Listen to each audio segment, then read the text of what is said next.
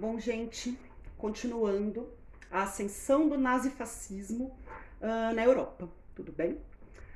Bom, hoje a gente vai falar da ascensão especificamente do nazismo alemão, tá? Então aqui a gente coloca alguns tópicos em linhas gerais para explicar como se deu essa ascensão, tudo bem?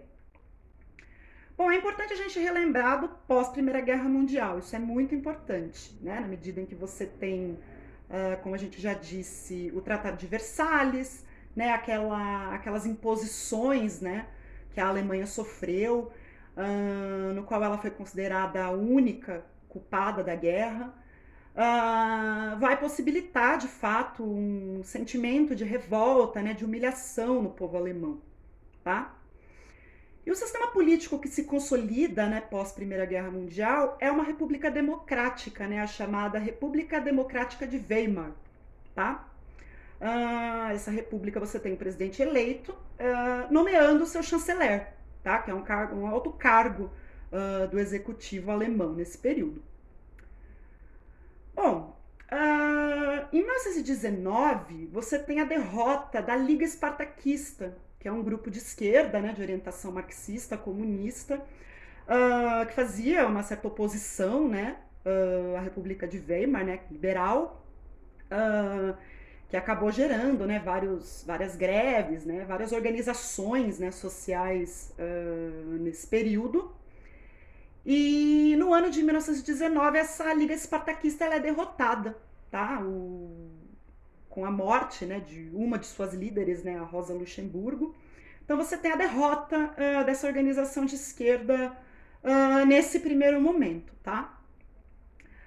Logo no ano seguinte você tem o surgimento do Partido Nazista, né, que como a gente já discutiu, né, ele tem todos aqueles elementos fascistas, né, presentes na Itália, né, do Mussolini, em Portugal do Salazar e da Espanha no Franco, né, então antiliberalismo, anticomunismo, nacionalismo, aquele culto ao líder, né, como o salvador da pátria. Além, né, claro, no nazismo você tem a questão do racismo, né, que são ideias que a gente vai discutir daqui a pouco, tá? Esse grupo, tá, o partido nazista, ele vai ganhar uma certa notoriedade, né, na medida em que você tem o Adolf Hitler, né, como um dos principais líderes, né, com a sua oratória, principalmente, e isso vai acabar gerando um certo encanto, né, na população, principalmente os setores mais conservadores da sociedade, né? Tanto que no ano de 1923, né, 3 anos após a criação do Partido Nazista, você tem eles se organizando para tentar dar um golpe de Estado, ou seja, uma tentativa de derrubar a República Democrática de Weimar. Né, os nazistas eles tentam isso.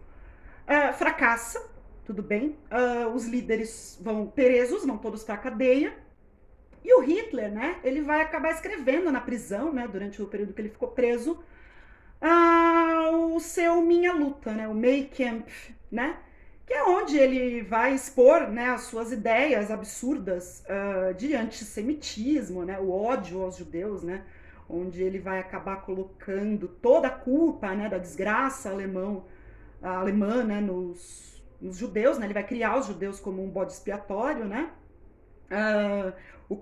aquele conceito totalmente deturpado, né, de raça ariana, né, de raça superior, a questão da autoridade máxima, né, do Führer, né, do chefe de Estado, assim como a questão do expansionismo, ou seja, que essas ideias, né, totalmente deturpadas, né, como a gente pode observar, tem que ser expandidas, né, tem que ser levadas, né, para outros lugares. Que vai acabar culminando, né, como a gente já sabe, na Segunda Guerra Mundial, que é o próximo assunto que a gente vai discutir, tudo bem? A gente não pode se esquecer da crise de 29, que é uma crise, como a gente já discutiu também, uma crise econômica muito grave, né, sem precedentes. Ela vai afetar todos os países capitalistas do mundo, tá? E não só na Alemanha, né, mas no mundo todo você vai ter um desemprego assim assustador, né? Então, a Alemanha soma-se nessa época cerca de 6 milhões de desempregados, tá? E isso vai acabar gerando expressivas votações em parlamentares de esquerda. Por quê? Porque você tem a União Soviética, né? Lá em 1917 ela tinha feito, né, a sua Revolução Socialista, e de fato foi o único país que não sofreu com essa crise, né? Então, na verdade, esse exemplo faz com que vários grupos de esquerda acabem sendo votados, né? Tipo, em várias cadeiras parlamentares na Alemanha. E os setores conservadores, como a gente já discutiu, né? A classe, a burguesia, né? Industrial, os banqueiros, né? Os grandes latifundiários, eles têm uma aversão total, né? Do socialismo, né? Na verdade, são posições antagônicas. Então, eles vão acreditar que o nazismo, né? Ele é uma alternativa de fato para salvar o capitalismo. Então, eles acreditam que a República de Weimar ela não está sendo forte o suficiente para lidar com a crise, como a gente já discutiu. E o comunismo é algo totalmente oposto às suas ideologias. Você tem o nazismo como uma solução, né? Então, você acaba tendo o nazismo como algo que pode solucionar o problema, e todo mundo sabe que isso acabou gerando um outro problema bem grave, né? O ano de 1933 é marcado pela eleição do Hindenburg, né, que é um presidente eleito, e ele vai nomear o Hitler, né, que tem uma influência muito grande, né, nos setores conservadores, como seu chanceler. E com a sua morte, com a morte do Hindenburg, o Hitler ele aproveita e toma o poder. Então, com a morte do Hindenburg, o Hitler ele se torna o Führer, o chefe supremo, tá? E é muito interessante a gente pensar, né, que em todas essas ideias racistas, né, horríveis, né, de fato, do Hitler, é importante lembrar que ele acabou resolvendo a crise econômica. Então, na verdade, ele vai acabar, vamos dizer assim, a questão da indústria bélica, né, ela acabou sendo meio que revivida, né, tipo, o Hitler ele deu uma certa importância, né? Acabou ajudando a indústria bélica a se reerguer. Né? A indústria bélica, como a gente já discutiu, indústria armamentista, né? E essa indústria armamentista, ela vai acabar resolvendo o problema do desemprego. E isso vai acabar gerando um apoio da população a ele. Tudo bem? Essa indústria bélica, ela vai ser de suma importância, né? Para o grande destaque, né, positivo da Alemanha na Segunda Guerra Mundial, pelo menos no começo da guerra.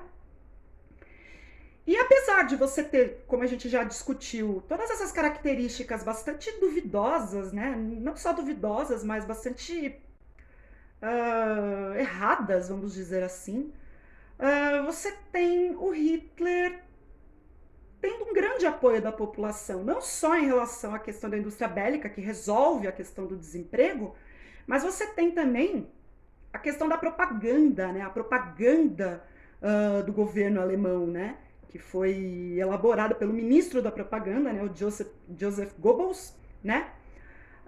Que ela consistia basicamente em manipulação das informações. Tudo bem? Então, você tem a questão de uma mentira contada 1000 vezes é igual à verdade, né? Então, você manipula as informações, conta uma mentira várias vezes e ela acaba se tornando verdade, né? Bem entre aspas, né? Então, você tem essa propaganda, né, como uma das principais razões, né, para o desenvolvimento do que a gente conhece como Holocausto, né? Que foi a perseguição praticamente todos os opositores ao regime nazista, né? Não só os judeus a gente fala muito, né, dos judeus, né, dos 6 milhões de mortos, né, durante o Holocausto, mas você vai ter uma perseguição severa, não só aos judeus, como também aos comunistas, aos liberais, né, ciganos, homossexuais, né, pessoas de todos os tipos que podiam ser contrárias ou opostas ao regime nazista. Então, é algo que a gente precisa muito discutir, né, para que isso nunca mais aconteça. Tudo bem? Então, a próxima vez que a gente se encontrar, a gente vai discutir, iniciar, né, uma discussão sobre a Segunda Guerra Mundial. Combinado? Então é isso, tchau!